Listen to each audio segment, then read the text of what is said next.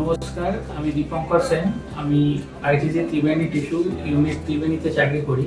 আমার যখন অ্যাক্সিডেন্টে আমার গাড়ির পেছনে একটা চালের বস্তা ছিল, সেই বস্তা থেকে চাল ছিটকে যেখানে আমার পাটা পুরোপুরি ক্ষতিগ্রস্ত হয়ে যায়। আমার মালাই চাকি নেই, ফিমার টিবিয়ার একটা করে কোণ নেই, এবং আমার হাতে দেখতেই পাচ্ছেন হাতের এখানেও অপারেশন হয়েছিল, এই কেটে গিয়েছিল, সেটা সেলাই হয়েছে। 3টে আঙুল আমার পুরোপুরি ভেঙে গেছিলো, এর মধ্যে ওই সাইকেলের স্পোকের মতন ওগুলো ঢোকানো ছিল, আবার এখানে ক্র্যাক হয়েছিল, শোল্ডারে লেগেছিল। তো এটা আমার যখন সকাল মোটামুটি 10:30 11টা অ্যাক্সিডেন্টটা হওয়ার পর ওখান থেকে আমরা আমাদের সবাই ডাক্তাররা, বাড়ির লোকরা, বাড়ির লোক আর পুলিশ মিলে আমাকে ওখান থেকে আমাদের ত্রিবেণী টিস্যুর যে ডিসপেন্সারি, যে মেডিকেল ডিপার্টমেন্ট আছে সেখান থেকে অ্যাম্বুলেন্সে করে আমি রুবিতে আসি। এবং রোগীতে আমি ভর্তি হওয়ার পরে মানে কি বলবো, যখন আমি এসছি আমি পরে শুনেছি ডাক্তারদের মুখে যে আমার ব্লাড প্রেশার তখন হয়ে গেছিলো 80/50, এবং আমি মাঝে মাঝে অবচেতন হয়ে যাচ্ছিলাম।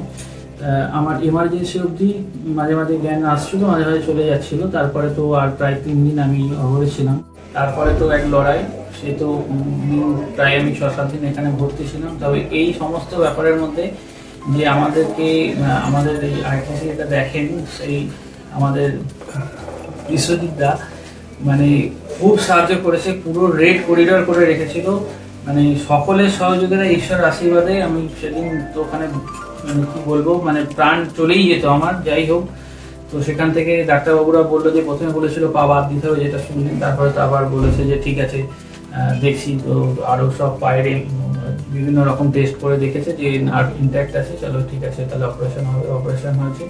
অপারেশন হওয়ার পরে আজ প্রায়, তারপরে ডক্টর দীপাঞ্জন ভদ্র স্যার আমাদের এই অপারেশনটা উনি করেন, আমার অর্থোপেডিক সার্জন ছিলেন উনি। ওনার কৃপাতেই আমি আজ হেঁটে চলে বেড়াচ্ছি। মানে আমি যেমন এসছিলাম, আমার পায়ে এক্সটার্নাল ফিক্সেশন ছিল প্রায় 9খানা রড স্টিলের, ওগুলো আর কি ড্রিল করে হাড়ের সঙ্গে ফিমার টিবে এগুলো করে ফিক্স করে রাখা ছিল। আমি প্রায় 4 মাস মতো আমি বিছানা শয্যা ছিলাম, বেড রিটেন ছিলাম পুরোপুরি।